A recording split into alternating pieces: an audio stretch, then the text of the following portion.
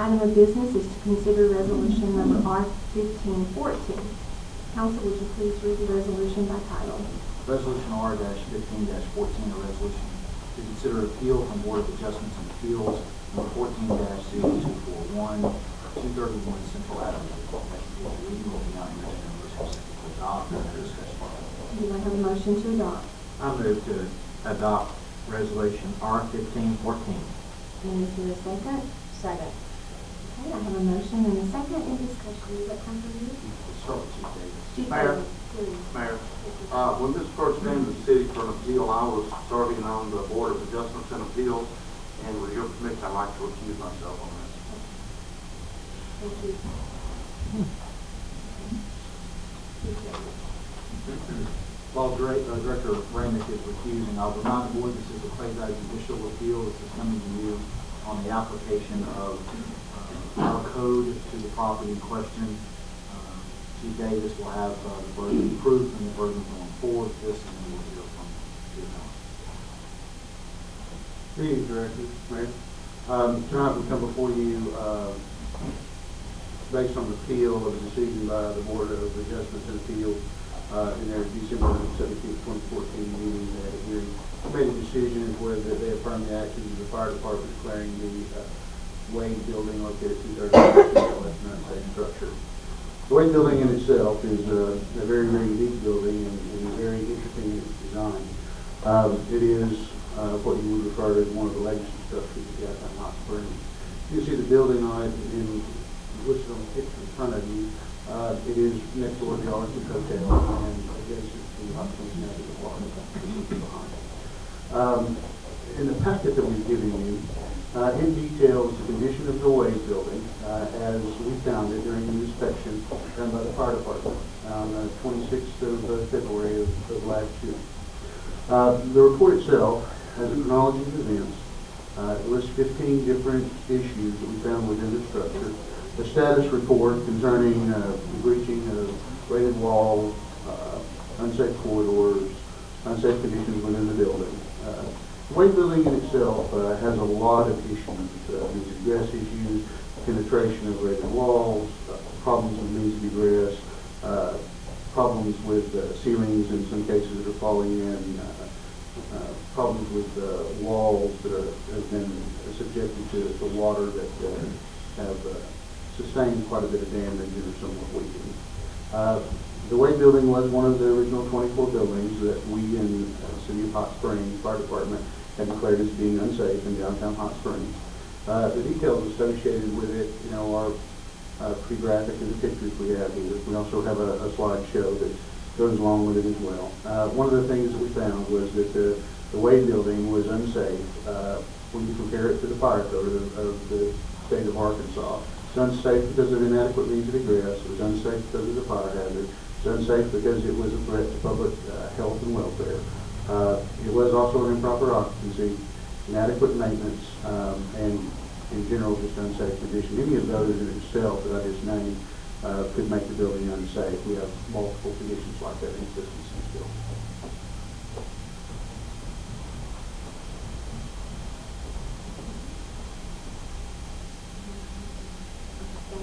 The presentation. We have several people signed up to talk, and we may call you back. Signed up, we have Thomas Jones. Thank you, members of the board. My name is Tom Stone. I'm a lawyer out of Little Rock. I live in Hot Springs and I represent the Arkansas Hotel System. My presentation is going to be shorter. I did provide some pictures of what the hotel building looks like today. Now, the Arkansas Hotel is on this building. Mr. Stone, will you pull that a little bit closer on him? Well, it says stand back. No, don't stand back too far. Step forward, stand Yeah. back. Now, do I have 3 minutes? Yes, you do. From when? From right now. I don't watch. We haven't even started yet. Okay. Because I couldn't hear you. I watched Many O'Clock in the courtroom. All right. All right, okay, let's go. Fast forward. The thing about this is we don't have a problem with what the chief wants to do, except that we think he's wrong in what he wants to do. First of all, we don't think it's an unsafe building because the requirement is not just to be unsafe, but it has a distinct the word distinct hazard to life and property. Now, it's not structurally unsound. It's made out of steel and concrete. It has no wooden structures inside it other than some doors and whatnot. It was originally used as a accounting office and as storage for the papers used in the accounting office. Some years ago, that was discontinued. In that, the occupancy has changed. We used to still as a storage place for financial records, but it's no longer used in accounting office. There's no individuals working in it on a day-to-day basis. Now, we've listed several things in our appeal. One is we think this is it's retroactive in effect. The code is adopted in 2012. We think it's retroactive in that it doesn't apply prospectively in connection with the Wade Building. It only applies retroactively because the building has been here since the 1880s. So with that in mind, these corners, if they're too small, what do you do about that? It's been there forever. We think this building is, the law is trying to be applied is retroactive, and we will address that in our papers we submitted before. How much time on that we put. Now, we also have pointed out, we hope, sufficiently that this is also, we think, an inverse condemnation. First of all, it's going to cost the owner of this building to keep compliant with this a considerable period of money, amount of money, somewhere in the neighborhood of $350,000 to $400,000. It had this looked at by an architect and knows the numbers we've got. It makes it totally uneconomical for them to put that kind of money into a building that it has no use for. You can't use that building once it's done. If you put $350,000 in the building, it's going to be sitting there. Well, what good does that do? We think that results in an inverse condemnation. We've cited some cases and provided those to Ms. Albright, which she has, I'm sure, reviewed and talk to you about later. Well, I guess my final statement is to say that as a part of this, and because the Board of Adjustment and Appeals did not find in our favor before, the Arden Hotel has written a letter to the district, historic district commission, and has advised them that if you would like for the board to consider, that is, the commission consider permitting him to demolish the building. He can do that for $75,000, which is a far cry from what it would take to finish this building. I saw someone who said that if all of the historic buildings in Hot Springs are down, it no longer becomes a historic Hot Springs. I'd like you to keep that in mind. Thank you for your time. Thank you. Brenda Battenberg.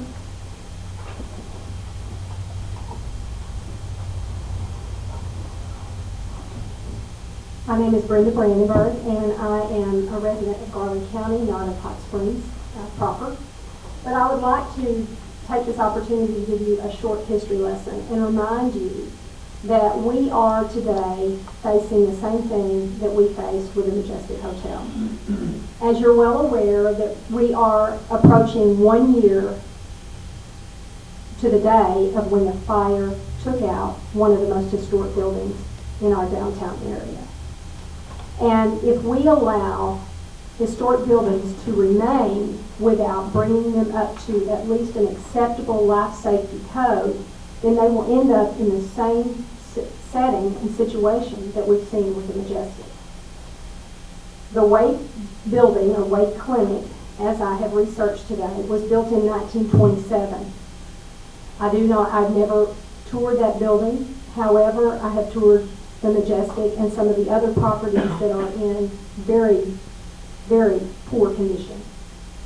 This is a life safety issue in Hot Springs, and I support our fire chief in bringing a resolution to the way that we can maintain the historic nature of those buildings, but still provide for life safety for visitors, for occupants, for businesses.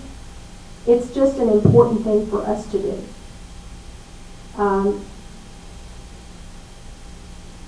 sorry. I'm not used to speaking in front of a large group, but this is something that I have a great passion for.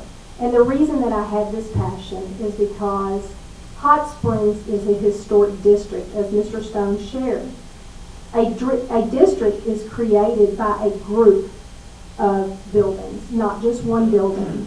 I spoke with Vanessa McEwen today at the Historic Alliance, who shared with me the fact that if you take out one building in a district, you create a gap. And studies show that that can reduce the economic growth to the remaining area of that district. A district is what we have in downtown Hot Springs. We were honored by being placed on the, I'm sorry, let me find what it is. The downtown, specifically Central Avenue, was named as one of America's great streets by the American Planning Association. We have been given an opportunity with the fire that occurred at the Majestic to change our ways and stop allowing the atrocities that we see. And for that reason, I do believe that this appeal should be denied and that we should go forward and support our fire chief. And I'll entertain any questions that you might have. I was just wondering if the option that they gave was instead of spending $300,000, they could have it demolished. So that would be really not a good thing for our city street. So the other options are economic development, which would bring in people to occupy those floors that would pay to have them developed. But if there's no one wanting those floors, what is your suggestion, and where do you suggest they get the money to do that? Well, that's a good question. Historic buildings do allow for grants and certain tax write-offs to correct those problems that exist.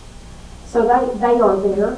But I must remind you that I feel that owning a historic property is a privilege. It is a privilege. And with that privilege you gain responsibility. And you have a responsibility not to just yourself, but to the citizens of this city to maintain that historic property for generations to come. I think that what they have proposed will allow for the best protection without creating a money pit, if you will. By putting in fire suppression, that's probably the cheapest option to correct that code.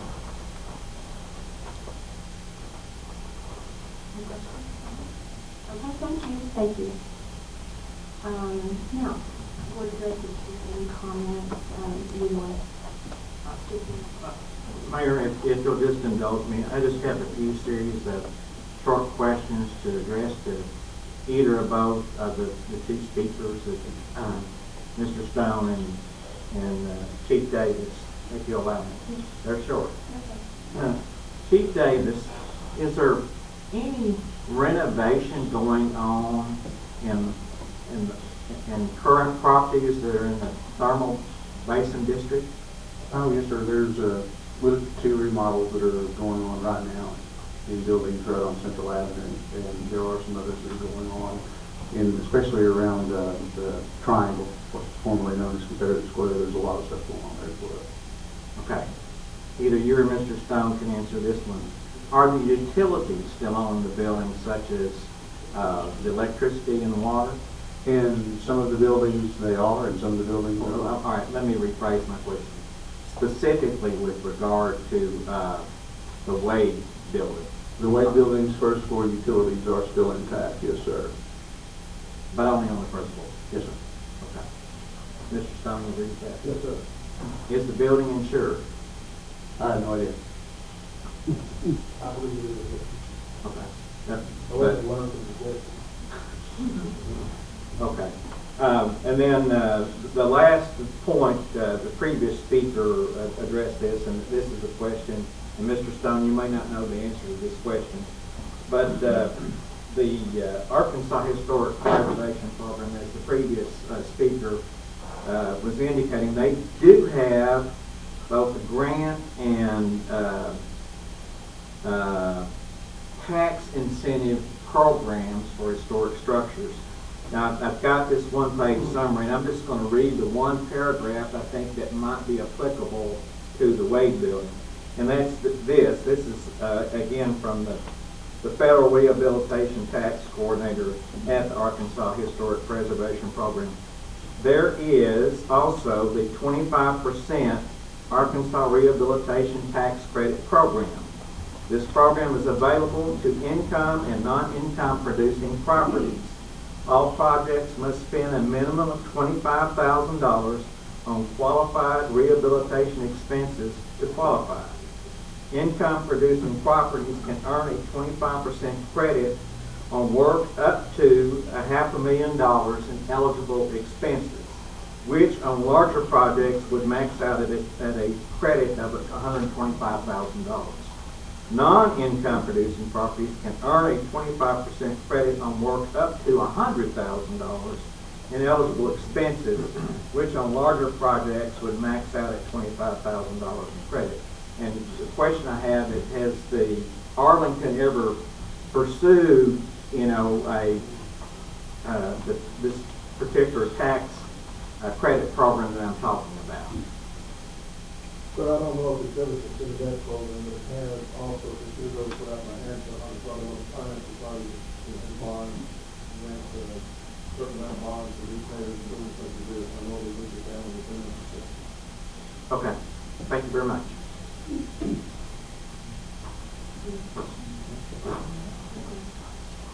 Mr. Davis, have you seen, or has someone in your department seen the building since the changes that they said have been made? There's no reason to, because they would have had to have a building permit to make the changes necessary to make the building safe.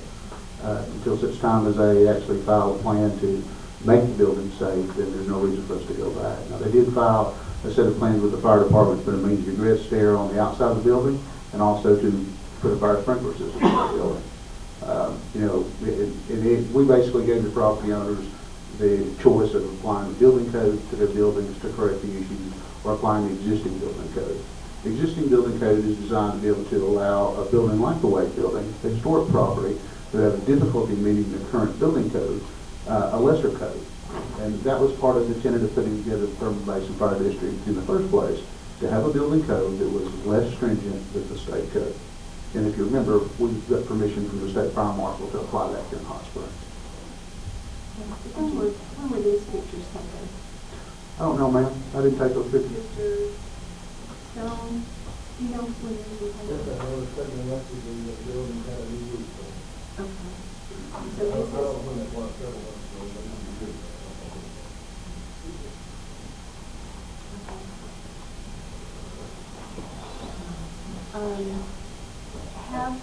Have there been times of discussion with Mr. Scott where y'all sit down and discuss maybe a time element instead of every 6 months? Since his building is not leased out and it's not making money, and there's nobody looking to make offices or apartments there, it would all be on him instead of like some of the other buildings have people that have, are investing in a second floor restaurant or something. These are unoccupied. So is there a time adjustment that has been discussed with him? No, ma'am. We want to be fair to everybody. It would be a situation to where that Mr. Scott's building, as it is unsafe to any firefighter would have to go into it, or any EMT, or any police officer. And, the state code clearly calls out firefighters as one of the protected groups by the fire code. If you look in Chapter 1 of the fire code, in fact, Section 101, it gives the general requirements on that, and conditions affecting the safety of firefighters and emergency responders during emergency operations are among the regulations that are there designed to protect those folks. And so with the building, whether or not there's someone in it or not, matters not. It is a situation where, from a maintenance standpoint, it's been allowed to deteriorate to a point where it is unsafe. And so, regardless of whether or not it has any contents in it, regardless of not whether someone walks in it or not, it still has flammable finishes on the interior of the structure. It has wood on the walls, wood on the ceilings in many places. You will still have a fire that would run through the structure. Therefore, from our standpoint, the building is still unsafe. There are penetrations in walls and floors that would allow it to go from floor to floor or from compartment to compartment. There are also many other things in this building, as well as not having a stairwell that's wrapped in a 1-hour fire protection rating. There are some portions of it, when we went through it, that were unsanitary, had animal feces in the stairwell, things of that nature. So we just cannot allow that to go on in the building in Hot Springs, regardless of whether or not some people would argue whether it was occupied or not. It was used as a storage building for many years after it was closed down as an office. They didn't get permission from the fire department to use that as a storage building. It is a change of occupancy that occurred without the city's consent. I have 2 questions. One is I don't understand the concept of inverse condemnation. Can you explain that to me? Sure, it's a means of civil redress where a property owner can sue government for a regulatory taking, where the regulations are keeping me down and preventing me from making use of my property to such an extent that we have, in essence, condemned it without lawfully taking it. And we see compensation for that taking. It can be a partial taking or a full taking. Now, thank you. Also, this hearing is about an appeal of the determination that this building is unsafe. That is the only decision we're making as to whether we approve that appeal or not. Correct? In other words, we decide what the chief has determined that this building is unsafe. I think it's three-pronged. Okay? I think as Mr. Stone's threshold question is, does this code apply? If the code doesn't apply, it doesn't matter what the chief thinks about the building. The building is free from application of this code. But the code clearly says the provisions of this chapter shall apply to existing buildings constructed prior to the adoption of this code. So clearly, the Arkansas Fire Prevention Act is intended to apply to the Wade Building and any other building that was in existence at the time of this passage. His next question is, it's historic, so there should be some exemption. He says that it has to be a distinct hazard. Chief can talk to whether or not there's a distinct hazard, but it also says that it must be designated historic buildings and structures shall be provided in accordance with an approved fire protection plan. Chief, has he ever submitted an approved fire protection plan? Only whenever we forced the issue and he had to submit the set of plans for the sprinkler system and the means of egress. We accepted that as an approved fire protection plan. As an alternative. As an alternative. And that's not been implemented. That's exactly right. And so yes, then your last remaining question is it unsafe? According to the chief's application of our code, Arkansas Fire Prevention Act, to this particular structure. Would you walk that out a little further with me?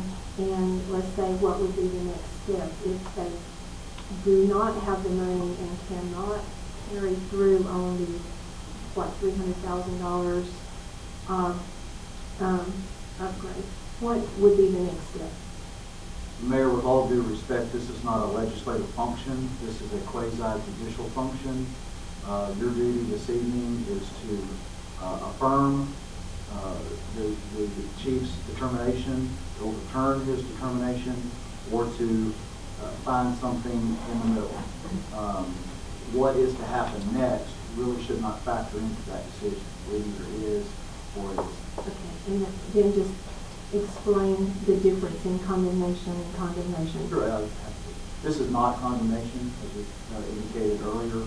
Condemnation is something that we've been talking about doing with Majestic. It's the kind of thing that we do with structures all over town when they become dilapidated and literally falling in on itself. It's not a taking, it's not condemnation within the domain. So put the word condemnation out of your mind for this evening. This is a appeal, a technical code being applied to a particular set of facts. And your job this evening is to determine whether or not this code does apply to this building and whether or not the fire chief has appropriately applied that code in this set of circumstances.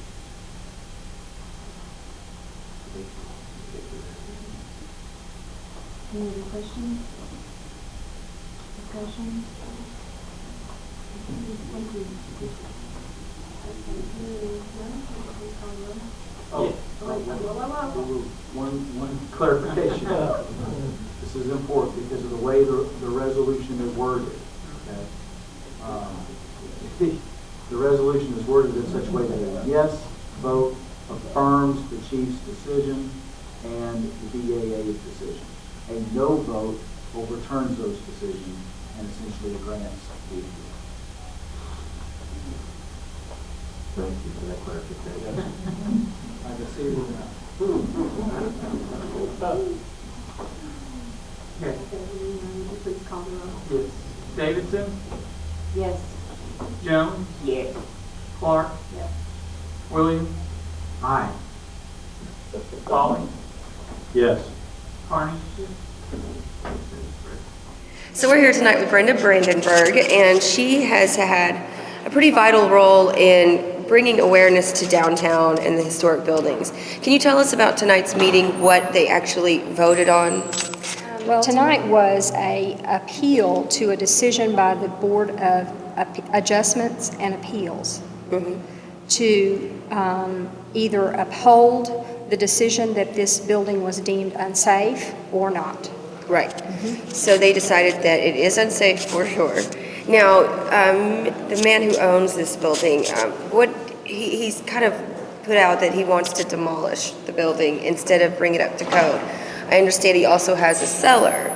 Do you know that to be true? Well, I really don't, and I would hate to speculate on that because I've never heard that from him, so I would hate to speak to that. Okay. But let me say that if a historic building is demolished, it takes quite a bit of effort and regulation to jump through before that happens. So whether that's going to happen tomorrow, if he gets a permit or whatever, we're not in danger of that right now, but that is something that we could see in the future. Right. And so they were talking about how there's a lot of grant money that can be had, and there's some, a lot of tax breaks for these people who own these buildings downtown. Do you get involved in that at all? Do you have? I don't really. I have researched it a little bit, and I know they're out there. There's an effort that has to be made in order to do that. You have to prove the historic nature, but these buildings are on the historic registry. It's as simple as calling and finding out if they're there. And just to give you a little background on the Wade Building, it was built in 1927, but it was added to the historic registry as part of the Arlington property. It was added, and it creates, in essence, a district downtown. Because with one building, yes, it can be historic by itself. But when you have a number of buildings in an area, you create a historic district. Right. And that's what we've got downtown in Hot Springs right now, and the Wade is part of that. Explain that about if you take one building out of a district, what it does to the rest of the district, like everything else. Well, there's a lot of effects that you can have. First of all, you can actually pull apart your district because there is a district created by a certain number based on the population, et cetera. There's a lot of regulation that you have to meet in order to create a district. It's not a matter of putting 3 buildings together and saying this is a district. Right. I don't know the specifics on that. I'm not educated in that, but I do know that studies show that if you take a building out of a group of buildings, that you will stop foot traffic because the eye stops. Right. And it in essence will stop the economic growth in that area. So we want to keep our district together so that we can promote the revitalization, the restoration, and the economic growth of our downtown. Great. Thank you so much, Brenda.